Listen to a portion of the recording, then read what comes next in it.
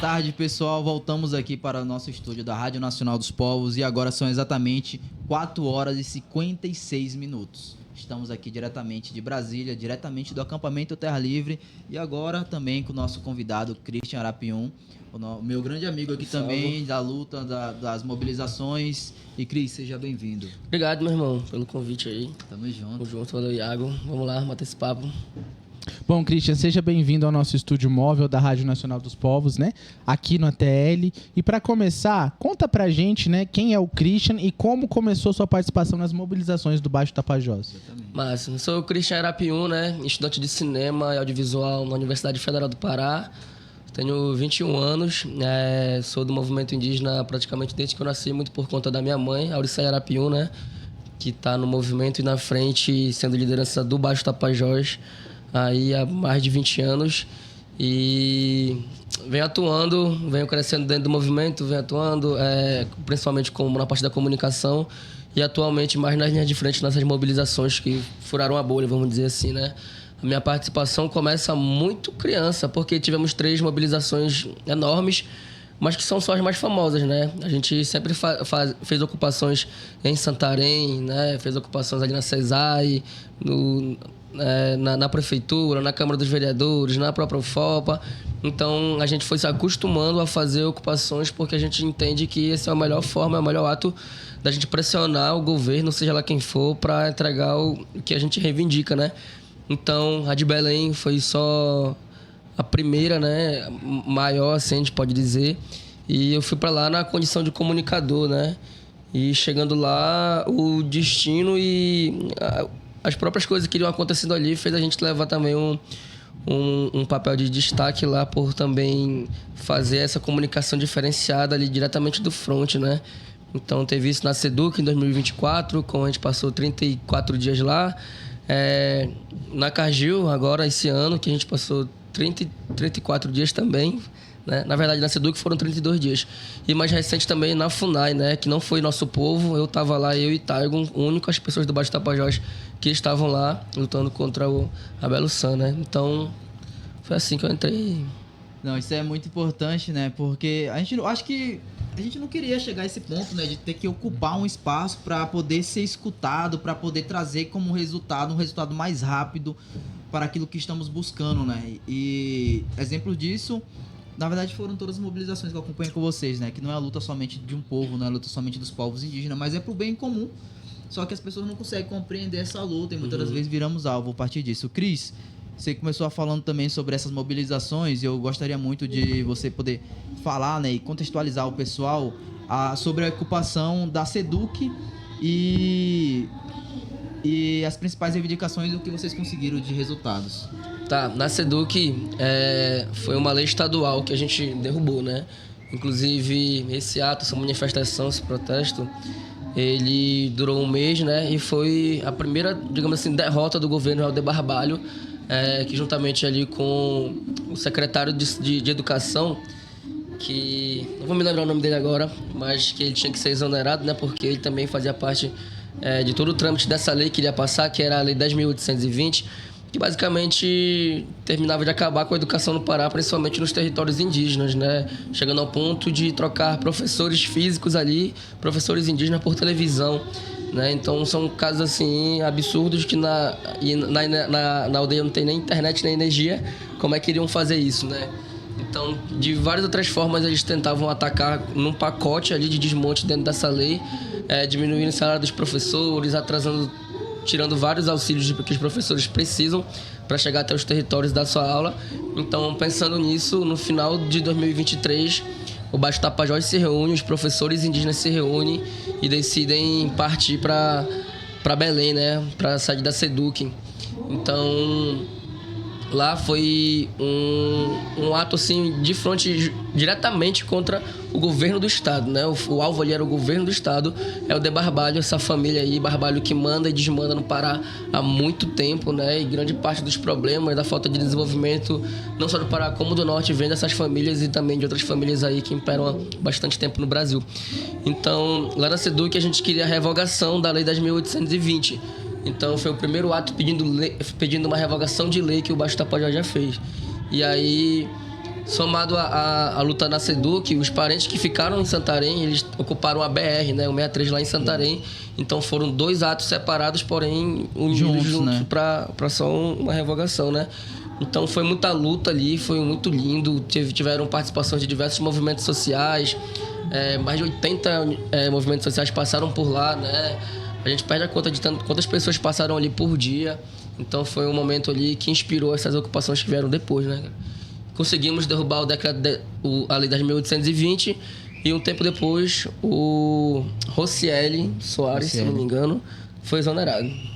Então deu tudo certo, mas a gente ainda não pode colocar os 2 pés pra trás, né? A gente tem que ficar ali atento a tudo que aconteceu. Saiu o mas entrou um pior. Pois é, aí é complicado, a gente precisa correr muito atrás ainda, vai, Iago. Mano, mas agora mudando um pouquinho, nessa ocupação contra Cargill, que foi mais recente, né? Que a gente pôde acompanhar pelas redes sociais e pela grande mídia. Quais foram os maiores desafios desse processo, né? E o que estava em jogo para as comunidades? Conta aí pra gente. Mano, o maior desafio foi justamente se manter lá, né? Diferente da ocupação na SEDUC, em Santarém, a população santarena é despolitizada comparado com a população de Belém, né? Então os apoios demoraram muito a chegar, né? A população demorou muito a entender o que estava em jogo ali, né? Que era a privatização de 3 rios, não só do Rio Tapajós, que fica em Santarém também, mas como Rio Tocantins e Rio Madeira, né? 3 grandes e importantes rios da Amazônia. Então, os principais desafios foi justamente se manter ali. Santarém é uma cidade muito quente, né? Tínhamos crianças, idosos, e passar mais de um mês ali, né? Do lado de 3 barris enormes de soja que ficavam soltando poeira e afetavam a nossa saúde, assim como está afetando até hoje, né? Então, conseguir recurso para estar ali e o diálogo. Um dos principais desafios também foi conseguir o diálogo com o governo.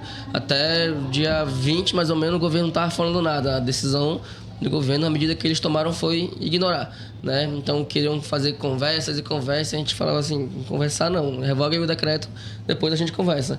Então, o tempo que a gente passou para conseguir negociações foi o tempo que a gente usou para entender que esse governo ele não está totalmente aliado com os povos indígenas e sua luta, né? Exatamente, Cris. E você praticamente saiu da Cargill logo em seguida, não sei se nem foi uma semana, você chegou a descansar, já foi lá para Belo San, né? Eu saí da Cargill, vim aqui em Brasília fazer uma missão, voltei para Belém para estudar. Aí deu 10 dias lá de ocupação na Cargill, eu falei, não, vou na FUNAI, eu falei, não, vou pra lá. E aí desci pra lá pra dar uma força na comunicação lá. E eu, na minha visão, na minha opinião, lá foi a ocupação mais difícil que eu já participei. Foi mesmo? Mas assim, conta pra gente também a importância dessa ocupação para os povos indígenas da região ou para a própria população também, né? E como que foi esse período lá? Cara, a ocupação da Cargill, ela foi um agulho assim muito absurdo, sabe? São povos indígenas de 3 municípios. Um município esse que já é Santarém, é a cidade mais antiga do Brasil, né? Datando aí de 8 a 15 mil anos.